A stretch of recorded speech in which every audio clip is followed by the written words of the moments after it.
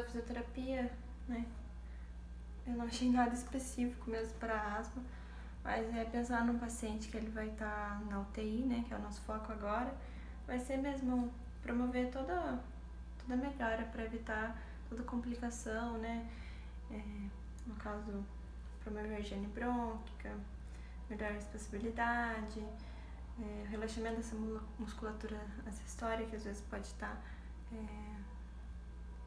espasmática, né? O posicionamento adequado dos pacientes no leito, cuidados posturais, né? Enfim, todas as condutas mesmo, que eu acho que as doenças respiratórias a gente já praticamente tem o mesmo olhar, né? Que muda mesmo a necessidade de cada paciente naquele momento. A próxima doença é a doença pulmonar obstrutiva crônica, que é classificada como fala da POC, né? É uma doença caracterizada por limitação do fluxo aéreo que não é totalmente reversível. A limitação do fluxo aéreo usualmente é progressivo e é associado a uma resposta inflamatória do pulmão a partículas ou gases nocivos. Então, a DPOC é a quarta causa de óbito do mundo. Eles falam que em 2020 agora pode assumir para a terceira posição. Esse aumento vem devido também à urbanização, né? Pacientes com exacerbação aguda de DPOC que estão internados na UTI apresentam uma taxa de mortalidade hospitalar de 20% a 82%. Então, a DPOC é um conjunto, né, de doenças, ou seja, várias partes do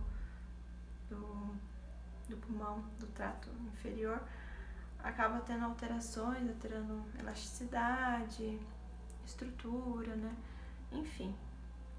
Como a bronquite crônica, que é uma alteração dos brônquios mesmo, devido a essas partículas nocivas, o enfisema pulmonar da parede pulmonar, do parênquima pulmonar, da bronquiolite obstrutiva dos bronquíolos. Então, esse conjunto de alterações devido a gases ou partículas nocivas diminui essa fisiologia do pulmão, que está causando uma diminuição da elasticidade e da função mesmo pulmonar acaba sendo alterada por conta da estrutura que é modificada. Então, a predominância das alterações é variável em cada indivíduo, tendo relação com os sintomas apresentados. Então, um pouco da fisiopatologia. Então, a exposição a agentes inalados.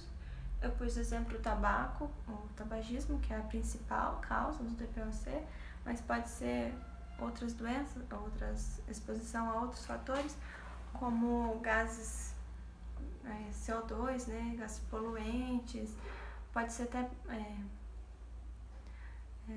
pessoas que trabalham em indústrias que inalam aquelas substâncias químicas, que é muito forte. Eu vi também um artigo que falava sobre o estresse, que o estresse ele causava produção de substâncias que eram nocivas, né? Como se fossem agentes tóxicos para o organismo. E esses agentes, quando ia para a corrente sanguínea e passava pelos pulmões, ele acabava fazendo microlesões. Então, achei muito interessante também. Então, a DPOC acaba sendo tipo uma associação de fatores, né? Não só o cigarro, mas também a urbanização, a fator, né, de rotina, né, que hoje em dia acaba sendo uma rotina mais estressante, né, trânsito, essas coisas, mas enfim. Daqui eu pus o tabagismo, que é a principal causa, que é um agente nocivo, vai causar uma cascata de inflamação. Então, sendo nas grandes vias aéreas, pequenas vias aéreas nos alvéolos. Então, causando toda essa alteração estrutural mesmo, como eu já tinha falado. Aqui é um pequeno desenho só, né, do pulmão saudável. A substância vai inflamando, modificando a elasticidade até tornar um pulmão não eficiente, né, vamos dizer assim. Os sinais e sintomas. DPOC exacerbado agudo é definido como piora sustentada maior ou igual a 48 horas. Dispneia, intolerância ao esforço, tosse ou produção de escarro, déficits fisiológicos impostos pela natureza progressiva da doença, influindo na limitação do fluxo aéreo, a hipersuflação, que é muito presente, leva à redução de exercício, leva à limitação das atividades e o descondicionamento. Então, os sintomas da dispneia causam restrições à atividade de vida diária, que é muito comum o DPO-cítico ele ser limitado por conta da doença, né?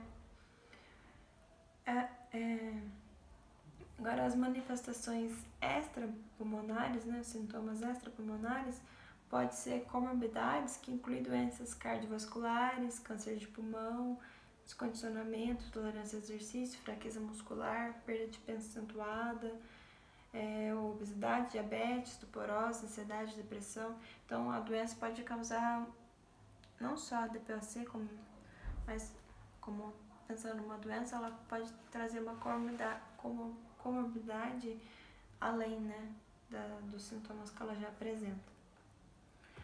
Então, o diagnóstico é a avaliação pela espirometria, a avaliação da força muscular respiratória, pode ser utilizado o manovacômetro. Eu não sei se isso é muito utilizado na parte da UTI, mas na parte clínica hospitalar eu acho que já pode ser adquirida. E pacientes com exacerbação aguda refere piora da tosse, expectoração purulenta, sibilância, dispneia, que ocorre intermitentemente com ou sem apresentação de febre. Aqui é um desenho só do espirômetro, né? De como é feito. O exame físico, a gente pode notar a hipersuflação do pulmão, né? A diminuição do diâmetro anteposterior do tórax, o diafragma retificado, redução do murmúrio vesicular, né?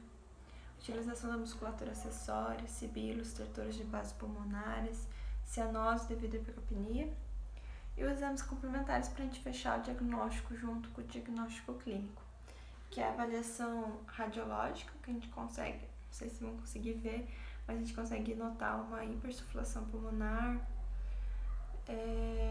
diminuição dos vasos mesmo, a gente consegue ver um aumento, né, dos arcos costais. A gasometria também pode estar alterada, a saturação, e a gente pode usar escalas que avaliam a qualidade de vida, para a gente ter uma noção de quanto essa doença está interferindo na qualidade de vida, podendo ajudar no fechar o diagnóstico. Então, de acordo com o Gold, ele classifica, né, a DPOC como leve, moderada, grave e muito grave, no qual, de acordo com o espirômetro de sentido, espirometria, né. Então, valores maiores ou igual a 80% é classificado como leve. Então, quando o volume expiratório final está entre 50 e 80, ele é moderado. Agora, o volume expiratório final de 30 a 50 já é grave. E muito grave como quando o volume expiratório final está menor que 30%. Então, a DPOC também pode ter confusão em diagnóstico, porque os sintomas apresentam são achados inespecíficos. Então pode confundir a DPOC como asma brônquica, como bronquiolite, bronquitasia, tuberculose e insuficiência cardíaca congestiva. E o tratamento da DPOC é através de fármacos, oxigenoterapia, né, porque vou estar com um padrão com fluxo limitado, broncodilatadores, corticoides, tratamento de infecção e hipertensão pulmonar. Seria mesmo um tratamento multidisciplinar, né? Através dos médicos, terapeutas. E o objetivo é assim como a maioria das doenças pulmonares, que eu acabei não conseguindo achar uma coisa específica para todas. Prevenir contraturas e deformidades, pensando no paciente na UTI, melhora da expansibilidade do tórax e desinsuflação pulmonar, porque esse paciente vai apresentar uma hipersuflação. Promover higiene brônquica, promover melhora da ventilação pulmonar, porque pode estar com fluxo obstruído mesmo. Relaxamento da musculatura respiratória, que às vezes pode estar espasmática, posicionamento adequado do paciente no leito, porque às vezes, devido à sibilância, a dispneia mesmo, ele pode adquirir uma posição antálgica, né, para tentar puxar mais ar, e então alertar mesmo sobre posicionamento. Enfim, né, agora como foi pedido, foi a atualização agora na fisioterapia. Eu peguei esse artigo do Rodrigo Marques Tonella, que o tema é treinamento muscular respiratório em unidade de terapia intensiva, uma nova perspectiva. Vou falar bem breve mesmo, que ele depois eu disponibilizo esse artigo. É um doutorado e depois a gente pode até comentar mais online, né? No nosso chat, nossa conversa online mais sobre esse artigo, que ele fala no caso de pacientes que têm um desmame muito prolongado, que já está com uma tracoscomia, em fortalecer essa musculatura inspiratória com o objetivo de ter um desmame preventivo. Então foi 25 pacientes, ele usou o Power Bridge, que é uma coisa nova, né, que está sendo para poder fortalecer a musculatura. Ele teve um bom resultado, no qual ele teve 2 grupos controle, né, o que fazia esses exercícios, né, todos realizavam fisioterapia, mas com o Power Bridge mesmo ele teve 2 grupos controle, no qual ele teve um bom resultado, né, significativamente estatístico, em que o fortalecimento nessas musculaturas respiratórias ela vai ajudar no desmame precoce e, consequentemente, né, um melhor prognóstico desse paciente. Então, achei bem interessante esse artigo, no qual a gente pode pensar aí no fortalecimento da musculatura, que às vezes não é algo tão presente nas UTIs, né? E por fim, o caso clínico. O caso clínico eu vou passar, eu não cheguei a atender essa paciente, que foi a Beatriz, porque eu não tinha nenhum paciente de pneumo, né? Foi como teve mais trauma, mais neuro, então não acabei não atendendo nenhum paciente de pneumo. Aí, conversando com a Thaís, ela falou que era pra mim pegar o caso dela, que eu apenas passei planilha, para depois a gente discutir mais por que ela teve falha na extubação. Então pode ser algo que a gente pode discutir depois, por que da falha da extubação. Então é a Beatriz, de 21 anos, ela teve um politrauma, foi a colisão, que teve choque carro com carro, né? E ela teve um TCE grave, classificado como Marson 2, de acordo com o médico. Ela está em intubação orotraqueal, em ventilação mecânica invasiva. Eu passei planilha nela no dia 13, que foi na sexta-feira, e de manhã ela estava com RAS -4. As pupilas dela estão isofoto bilateral, ela estava sedada por conta da falha da extubação.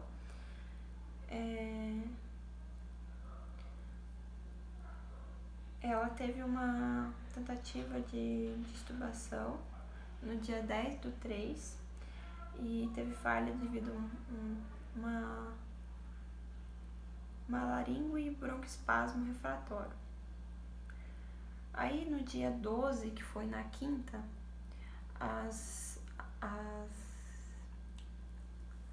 Os fisioterapeutas estubaram ela mais ou menos umas 7 horas da noite. Daí acabou o plantão, né? Que elas não têm fisioterapia à noite. E ela tava bem hemodinamicamente, tranquilo. A hora que foi mais ou menos 3h50 da madrugada do dia 13, ela começou com um estridor laríngeo terrível, né? De acordo com relatos da fisioterapeuta e da enfermeira de plantão, né? E daí não conseguiram estubar ela. Daí até era dúvida. Por isso que a Thaís mandou passar o caso dela, que era pra gente poder debater o porquê desse estridor dela. Se ela estava hemodinamicamente estável, ela estava sem sedação, sem drogas vasoativas. Aí no dia 3 ela estava sedada, por conta, né, por conta que ela teve que entubá-la de novo, né. E é isso. Daí eu não tenho avaliação física, porque eu não atendi ela mesmo. Eu trouxe o caso dela por pedido da Thaís, que ela pediu pra gente discutir um pouco do caso dela. Tá bom? Obrigada.